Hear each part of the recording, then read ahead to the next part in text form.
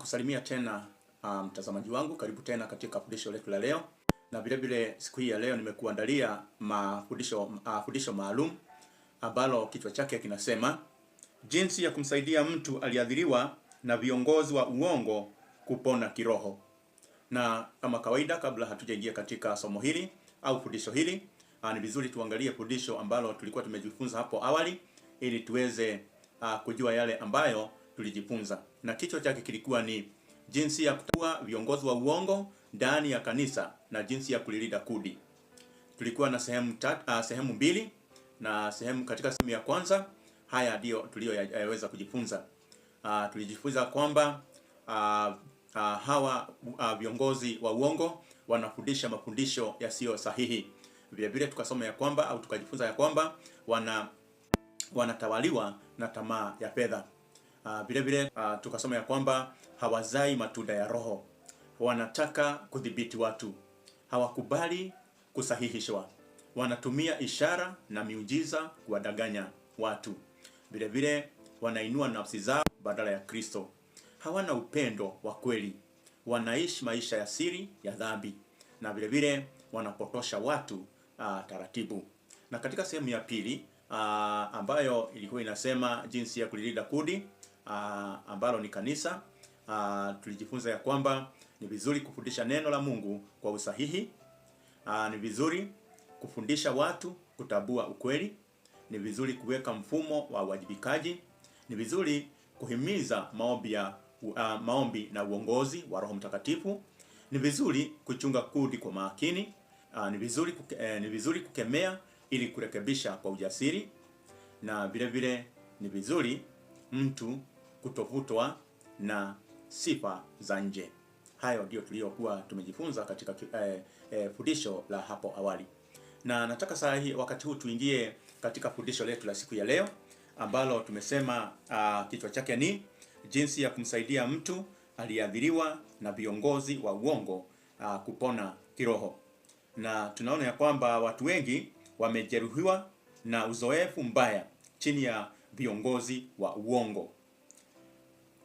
Na wameathirika kupitia haya: moja, mafundisho potofu, matumizi mabaya ya mamlaka, udhibiti wa hofu, na vile vile unyanyasaji wa kiroho au kihisia. Jeraha hili linaweza kuathiri imani yao kwa Mungu, uhusiano wao na kanisa, na vile vile ujasiri wao wa kiroho. Lakini kuna tumaini, manake Mungu ni mponyaji. Katika kitabu cha Zaburi sura ya 147 mstari wa 3, Biblia inasema kwamba huponya waliovunjika moyo na kuzifunga jeraha zao. Tunapoangalia sehemu ya kwanza, tuna hoja kadhaa ambazo tutaziangalia. Na hoja ya kwanza inasema anaweza kuwa na hofu ya viongozi. Kwa hivyo huyu ni mtu ambaye aliweza kuathirika na hawa viongozi wa kiroho. Kwa hivyo anaweza kuwa na hofu ya viongozi. Kwa hivyo anaweza kuogopa kanisa, anaweza kutoamini wachungaji, na vile vile anaweza kujitenga na ushirika. Katika kitabu cha Methali sura 29 mstari wa 25, Biblia inasema kwamba hofu ya mwanadamu huleta mtego. Na katika hoja ya pili inasema anaweza kuchanganyikiwa kiroho. Kwa hivyo tunaona mafundisho aliyopata yanaweza kuwa yamemchanganya. Katika waraka wa Efeso sura 4 mstari wa 14, Biblia inasema tusije tukawa watoto wachanga tukitupwa huku na huku.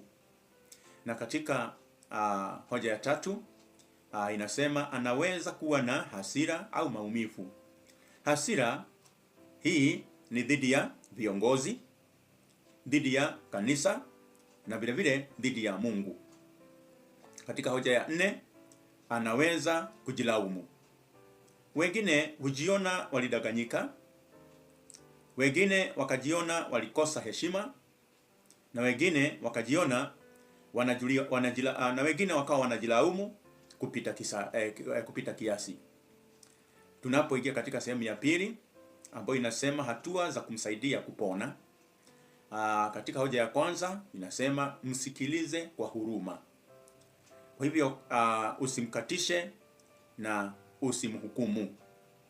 Katika kitabu cha Yakobo au waraka wa Yakobo sura ya kwanza mstari wa 19, Biblia inasema kwamba kila mtu na awe mwepesi wa kusikia, si mwepesi wa kusema.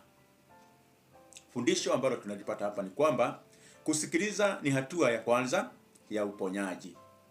Katika hoja ya pili inasema mkubalie na udhibitishe maumivu yake, usipunguze kile alichopitia.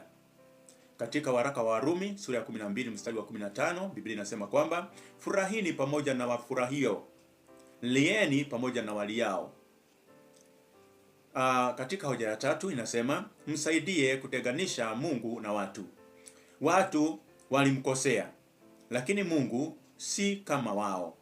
Katika kitabu cha Zaburi sura ya 34 mstari wa 8, Biblia inasema ojeni muone kuwa Bwana yu mwema. Katika hoja ya 4, hoja ya 4 inasema mrejeshe kwenye neno la Mungu. Kwa hivyo ni vizuri kusahihisha mafundisho aliyopokea kwa upole. Katika waraka wa pili wa Timothy sura ya 3 mstari wa 16, Biblia inasema kila andiko lafaa kwa mafundisho. Katika hoja ya 5 inasema himiza msamaha, yaani bila kulazimisha haraka. Msamaha ni mchakato. Katika waraka wa Efeso sura ya 4 mstari wa 31 na 32, Biblia inasema uchungu wote viondolewe kwenu, mkasameheane. Kwa hivyo katika hoja ya 6 hoja ya 6 inasema omba pamoja naye. Maombi huleta uponyaji wa ndani. Yakobo sura ya 5 mstari wa 16, Biblia inasema ombeaneni mpate kuponywa. Katika hoja ya 7 msaidie kurejesha imani taratibu. Usimlazimishe kurudi haraka katika mazingira yale yale. Katika hoja ya 8 inasema mpatie mazingira salama ya kiroho, mahali ambapo hakuna hofu, mahali ambapo kuna upendo na mahali ambapo kuna uwazi. Katika waraka wa kwanza wa Yohana sura ya 4 mstari wa 18, Biblia inasema katika pendo hamna hofu. Katika hoja ya 9 msaidie kupata mshirika mwema. Mahusiano mapya yenye afya ni muhimu. Katika waraka wa Ibrania sura ya 10 mstari wa 25, Biblia inasema kwamba tusiache kukusanyika pamoja. Na katika hoja ya 10 mpe muda. Uponyaji wa kweli hauharakishwi. Katika kitabu cha Mhubiri sura ya 3 mstari wa 1, Biblia inasema kwamba kila jambo lina majira yake. Na tunapoingia katika sehemu ya 3 inasema makosa ya kuepuka.